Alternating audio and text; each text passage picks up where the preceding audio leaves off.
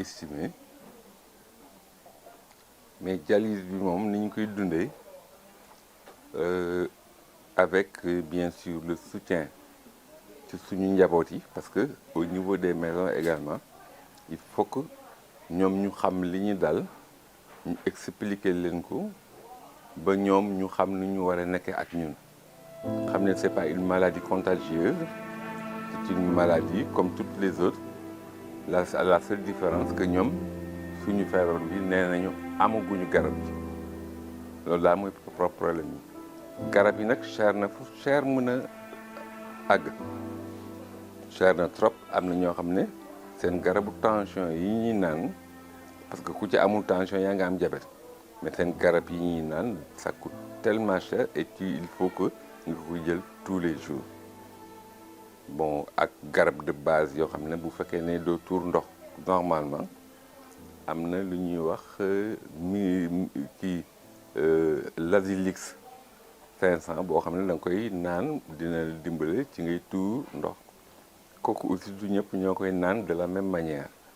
am na ñoo xam ne dañuy naan genn wàllu comprimé am na ñoo xam ne quart comprimé am na ñoo xam ne benn comprimé la ñuy naan par jour et le paquet également coûte un peu cher donc yooyu problème la ñu am au niveau des analyses maintenant ak rajo yi problème yi ñu am moom mooy la cherté boobu nag ñu ngi ciy def ay jéego au niveau de l'hôpital régional de Thiès même ñu ngi ciy def ay jéego yoo xam ne sànq bi ma jógee salle de dialyse jaar naa fa mais la dame nee na ma directeur dafa voyagé woon mais bu ñëwee dina ko rendre compte donc ci biir semaine bi dinañu am réduction sur les médicaments de base moom mooy pas les médicaments mais les consultations en radio et en analyse yooyu moom dinañ ci am une réduction de 50%. Ils nous ont promis fermement et je sais que qui me promettent moom du gëm naa ko daal jusqu'à preuve du contraire que ne loolu moom ma wax dina ko def. Qualité soins yi ça va parce que c'est les infirmières d'État qui nous fournissent les soins donc on ne se plaint vraiment pas et ils sont souvent aidés par d'autres infirmiers ou des aides-soignants pour certaines tâches dont qu'ils ne peuvent pas faire à la place des parce que dañuy occupé ak maladie donc du ñu mën a dem di def yeneen tâches secondaires alors que les malades sont là ils ont besoin d'une présence parce que à tout moment une machine peut sonner pour signaler benn tension wala yooyu il faut kooku ñëw jël sa tension immédiatement wala mu bësal la machine parce que tout le monde ne peut pas arrêter cette machine-là par exemple man j'ai pas besoin de soutien ci boor boobu ndax bu machine bi sonné xam naa fu may bës pour mu taxaw mais am na ñoo xam ne bi ñu ñëwee yàggul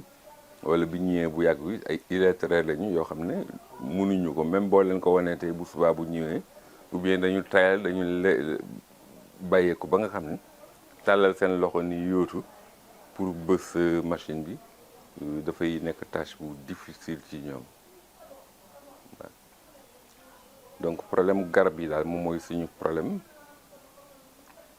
garab yi moom il faut que ñu régler ko au niveau de Dakar au niveau de Dakar c'est-à-dire tout est regroupé au sein du ministère de la Santé que ñoom ñu waxtaan ak pharmacie nationale d'approvisionnement ba ñu xam nan la ñuy mën a fournir garab yi et en prix moindre su fekkee ne mënuñoo am gratuité ndax am na yenn garab yoo xam ne yenn régions yi dañ ko def ci biir pack bi kit bi tel que ay Misera bon c'est boobu yooyu boo anémie nga koy faral di jël Misera bi nag ça coûte également un peu cher sinon même trop cher pour certains donc buñ ko wàññi woon de moitié ou ñu annulé ko ñu def ko gratuitement boole ko ci biir kit bi là tout le monde y trouverait son compte. xam nga sénégalais dañu nekk dañuy yéex a jug dañuy yéex a jug ci seen bopp mais bu fekkee ni yëg nga dara ci sa yaram rek nga teel dem hôpital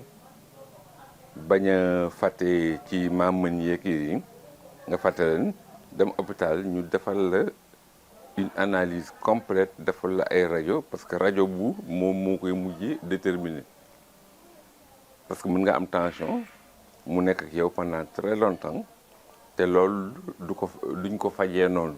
dañuy jox ay garabu tension ngay naan mais boo amee tension bu yàgg ci yow nga xamoo ko ngay lekk lu la neex di def lu la neex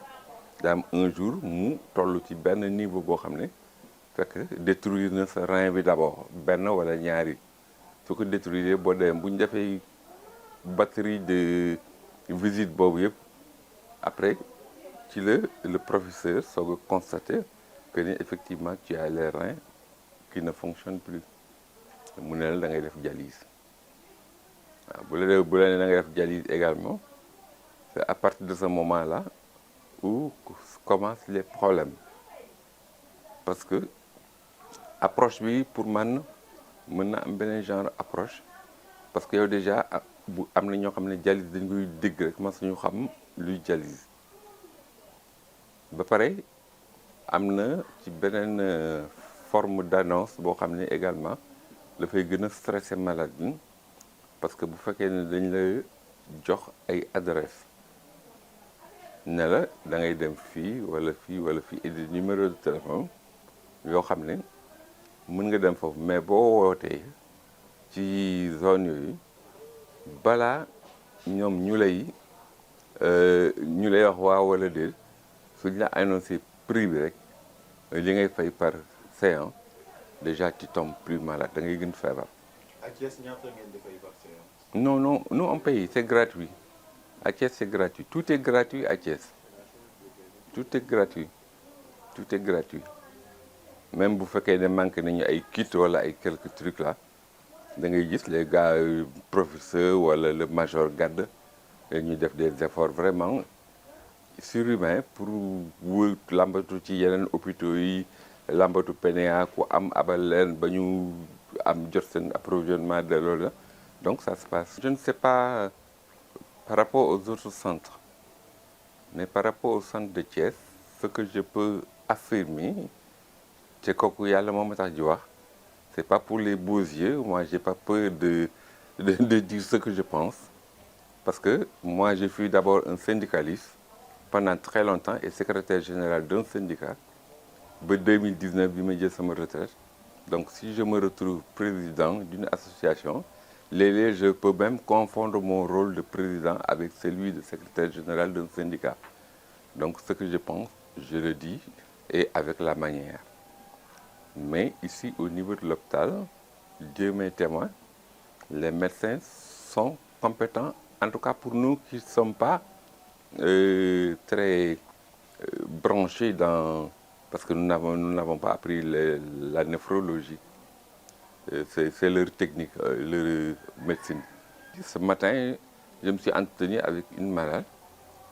Doom jee ko andi doom ji di ma expliquer naan ma fu muy toog waa mbedd mi dañ ko gis ak yooyu man leen justement c'est pas bon muuru leen ko ngeen génnee ko mu toog mu bañ fa yàgg bu toogee tuuti ba xelam daal ngeen dugalaa ko ci biir mais bu leen ko gëmloo ne dafa feebar boo xam ne bokkatul ko non c'est pas bon. Il faut que entourage bi également jouer ci seen partition nga xam ne kii dafa feebar mais feebar bi am feebar bu ne am na lu muy bañ bii feebar ndox lay bañ nga naan ndox bu bëre bu ñu la waxee ndox nag il faut comprendre tout ce qui est liquide même ci li ñuy lekk ni ay laax dafa am soow ay yooyu yëpp da nga koy war a moytu parce que loo ci def mu am excès boo demee dañ koy xam ndax boo ñëwee da ngay peser ba peser woo mu jox la benn poids par rapport à ton poids sec am na lu ñuy wax poids sec mooy poids boo xam ne boo yeewoo sa laal suba teel rek moom ngay avant même ngay def dialyse dañ koy déterminer nga dem 3 séances après ñu lay peser à l'arrivée ñu soog a xam ne sa poids sec lii la bu ñu la joxee sa poids sec boobu nag après lu ci tegu dañu xam ne ndox la. Nous sommes 61 malades au niveau de Thiès 61 officiels. Ça n'a rien à voir avec les malades que nous enregistrons journalièrement parce que dañuy am ay ñaar yu ñuy may ñett yu ñuy may wala ay hospitalisés yoo xam ne dañu leen jox ay séances wala entre collègues koo xam ne mu ngi jógee Louga noonu di ñëw Thiès pour un besoin boo demee sa docteur mën na la bindal benn papier boo xam ne boo ñëwee au niveau de Thiès on te prend en charge pour une fois 2 séances le temps que tu finisses tes occupations et ensuite nga dem ñibbiwaat. La liste d'attente gëj naa ko consulter mais nous étions à 251 avec un rythme de recrutement là également qui ne dépend pas des médecins mais un rythme qui dépend de la place libre, des places libres. Parce que si chaque séance de 4 heures, vous voyez deux séances, maintenant, les machines également ne peuvent pas supporter un rythme continu boo xam ne dañuy am problème ndax dañuy taal les salles sont climatisées roulent pendant 8 heures de temps ou bien la demi-journée les kii yooyu climatiseurs yi dañuy rouler looloo tax d'ailleurs léeg-léeg ñu tomber en panne de climatisation parce que duñu noppalu. Machine bi am na nombre d'heures yu mu war a fonctionner durée de vie boobu nag du boo ko tegee nii rek mais ci li muy fonctionner par rapport à ça ci la machine bi am âge bu mu war a am wala mu tomber en panne avant âge boobu. Par exemple fii à Thiès machine yi nga xam ne dañ ko fi am actuellement dafay tomber régulièrement en panne parce que y a un service de maintenance mais ñi ñuy jox machine yi ñoom dañu am seen ay techniciens yoo xam ne ñoom rek ñoo mën a accéder ci machine bi donc machine bu paane tant que ñëwuñu machine bi du doxat te bu paane mën nañ toog lu yàgg soog a ñëw donc léeg-léeg ñu am rouler avec une vingtaine de machines léeg-léeg nga am ay jours yoo xam ne ay 17 machines ngay rouler. Nous avons 17 lits et 2 lits 19 lits. man maa ngi noonu di wax ci rajo bi ci kii bi média Walfadjri mais c'était dû à autre chose bien que duggoon naa ci problème mu garab yi dafa am suñu bâtiment bi dafa am ay fissures un peu partout à part les fissures là dafa commencé màbb parce que effectivement la surface kenn defaru ko woon liñ ko ba mu jekk ba mën a atteindre étage moo tax fissuré un peu partout et comme je l'ai dit là-bas nous ne sommes pas en sécurité en tout cas moi j'ai peur qu'un beau matin bâtiment bi daanu léegi dafa am benn service de maintenance boobu ma doon wax léegi dañoo ñëw def constat ñu ne nañu wut fu ñu dem détruire bâtiment bi et que même les bâtiments environnants ñu jóge fa bañ ko defee après ñu bind waa commission de protection civile ñoom tam ñu ñëw xam ngeen commission de protection civile c'est y a le sapeur-pompier la préfecture le service d'hygiène la mairie donc il y a beaucoup de personnes de services qui constituent la commission ba ñu ñëwee ñu xool après dem def seen rapport mais rapport yi ça aboutit au même résultat que la commission de protection civile. Donc ils ont recommandé la délocalisation des malades et la destruction du bâtiment. C'est pourquoi que je suis allé, comme que avec la nouvelle donne dans notre pays, c'était une manière d'aviser les nouvelles autorités et de leur dire que nous comptons sur eux pour qu'ils viennent rapidement avant que ñuy def médecin après la mort. La question des kits, oui, parce qu'il arrive, comme je vous l'ai dit tout à l'heure, il arrive que kit yi nekk en rupture léeg-léeg moo am ñoo xam ne duñu toog nañu fi ay fan yoo xam ne defuñu dialyse bu normal wala defuñu dialyse du tout. Pourquoi? Parce que kit yi ñoom ñoo manqué woon. Faut téléphoner jusqu'à Dakar, PNA, partout ñu ne la dafa am rupture. Rupture bi c'est pas uniquement à Thiès, c'était au niveau national.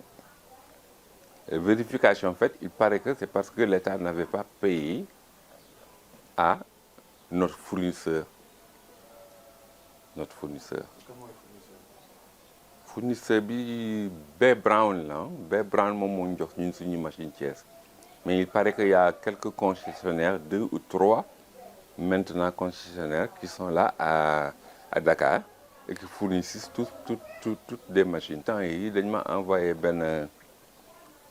affaire documentaire. Il paraît que les kits coûtent un peu moins de 12 000 ans kit yi mais ki koy jënd di ko jaayaat mu ngi koy jaayee 45 000 francs. Donc ay dégg-dégg lañ ci am, on n'a pas la possibilité matérielle de vérifier tout ce qu'on entend. Mais dégg nañu loolu et puis du benn yoon du ñaari yoon du ñetti yoon ba nit ñi commencé di bind. D'ailleurs la dernière la question orale bi nga xam ne Guy Marius jox na ko kële le ministre de la santé, il parle de ça, il pointe du doigt phénomène boobu problème kit yi ak problème kit yi surtout pour ne pas dire du dialyse en général. Kit yi l'a attaqué, préciser des chiffres parce que lui il a parlé de 11 000 achats et 45 000 francs ventes. J'ai la lettre ici dans mon portable parce que damay man tam gëstu di wax ak nit ñi bu ñu xamee dara parce que je suis malgré ma maladie je suis assez actif ci biir fii damay dox je me démène comme un demoon naa par exemple il y a 2 mois de cela ñu amoon benn réunion à Touba, une assemblée générale. Mais assemblée générale boobu du woon ñun suñu organisation locale.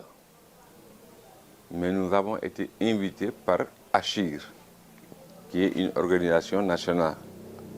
des hémodialysés. Maintenant, quand nous sommes allés, on a eu un nouveau bureau. Nous étions à la résidence Khadim Rassoul. Le nouveau bureau a tardé à recevoir son récépissé, donc ne pouvait pas agir. Mais hier, ils sont venus me voir au moins au niveau de l'hôpital pour s'enquérir de l'état des malades du bâtiment et rencontrer également l'administration pour aboutir à ce résultat à cette promesse de diminution des prix des analyses et des rayons. Je trouve que benn centre doyul Thiès benn centre doyul fii ñaar sax est-ce que dina doy bien que am na privé yu ubbi mais privé yi c'est pour une classe bien déterminée parce que tu payes 65 000 francs la séance. Mais il faut que Sénégal ba mu wër ñu xool fu ne dëkk bu ne ñu defal la benn centre de dialyse fu war a am ñaar ñu def fa ñaar fu war a am ñett ñu am def fa ñett mais là également il y a un grand problème parce que néphrologue yi on n'en a pas formé beaucoup au Sénégal. Ils sont en nombre très limité. Les néphrologues sont formés uniquement par l'État du Sénégal. Donc si des services de néphrologie sont dans les cliniques, c'est certainement parce qu'ils y sont. Mais je peux ni confirmer ni l'infirmer parce que masuma ko gis. Li ñu ci metti moom vraiment bare na parce que ku feebar di faju da nga bëgg un accès vraiment très facile aux médicaments yi nag dans leur globalité mooy que ñu approvisionner les hôpitaux de médicaments yoo xam ne uniquement pour les dialyser du docteur bi su lay bindal dafay jël garab gi may la kooku bu ko defee parce que ñëpp meluñu ñëpp tolloowuñu ñi am nañu ay doom yu leen jàppale ñi am ay nijaay yu leen di jàppale ñi am ay jarbaat yu leen di jàppale mais am na ñoo xam ne kenn jàppale leen ci yàlla rek la ñu wéeru donc ñooñu dañu am ay soxla yu réel temps yi ci gannaaw ñu ngi nekk ak benn dame boo xam ne mu ngi dëkk Joal la jóge ñëw di jëf ci fii dialyse mais dafa amoon fracture mais cette dame là certes am na ko jàppale walla moom mu ngi def son petit commerce mais ñooñu dañu soxla ku leen jàppale réellement ne serait-ce que par rapport ak dem bi ak ñëw bi ñi nga xam ne dëkkuñu Thiès di ñëw di fi defee ay dialyse su leen mënee tabaxal benn foo xam ne bu ñu ñëwee ku ci bëggul dellu nga am foo dal ba pare hôpital bi di leen jox ñuy lekk comme ñuy joxe les malades hospitalisés loolu c'est une solution voilà peut-être ñoom mën nañu même bu ñu réfléchir trouver mieux que ce que je viens de dire mais il faut que ñu dimbale malade yi comme li ma la wax sànq waxtaan nañu ak administration ñu ne dinañu wàññi kii bi kit yi c'est déjà gratuit donc léegi li ñuy wàññi mooy analyse yi ak rajo yi dañ ko wàññi de 50%. li ci des nag petit à petit avec le ministère on va essayer de débloquer cette situation là mais garab yi à part Mircera bi moo am na subvention moom moo tax ça coûte moins de 30 000 dans les hôpitaux mais boo demee ci pharmacie ay 70 000 lay jar 69 500 et poussière te 76 pour c'est j'arrondis à 70 000 donc loolu c'est pas à notre portée ak yeneen da nga gis malade bu jógee fu sore ñëw ba fii ndekkeegul war nañu également defar des réfectoires dans les centres de dialyse pour ñi nga xam ne fa ñu jógee daf sore donc bu ñu fay jógee di ñëw lu ñu am jotu ndekki fa ñu dëkk bu ñëwee ñu dugg foofu ñu offrir leen ndekki gratuitement hôpital bi ñoom ñoo ñu jox ay chaises yàggul pour que ñu def ko ci salle d'attente yi c'était sur notre demande jox nañu ay chaises yoo xam ne macha allah vraiment ñëpp bu ñëwee léegi dañuy toog damay def dialyse 3 fois par semaine mais alhamdulilah ba may soog a dem hôpital après mon hospitalisation biñ trouvé ne suma benn rein bi yàqu na complètement beneen bi doxatul beneen bi mu ngi dox à peine ñu ne ma da ngay commencer dialyse hospitalisé ma foofu ma am fa ay 17 jours c'était en décembre 2019 ma commencé dialyse en 2020 j'étais très faible au départ parce que daaw ma lekk ndox sax bu ma ci naanee tuuti wëccuwaat ko donc ça n'allait pas j'étais devenu tellement faible su may dem hôpital dañuy yóbbu su may dellu si demee indi C'est à la suite de ces dialyses-là vraiment que j'ai retrouvé mon moi, si je peux m'exprimer ainsi. ci laay soog a xàmmewaat ràññewaat di am soxla mairie mën ko dem doxi am soxla domaine mën ko doxi wala même je vais voir ma sœur à Mbour 3 du tànn parce que juste man maay góoru kër gi fi mu nekk nii y en a pas deux mais je vis avec mon épouse ñooñu samay nièce la ñu ak sama sœur ak samay doom mais on vit bien. On vit bien parce que déggoo nañu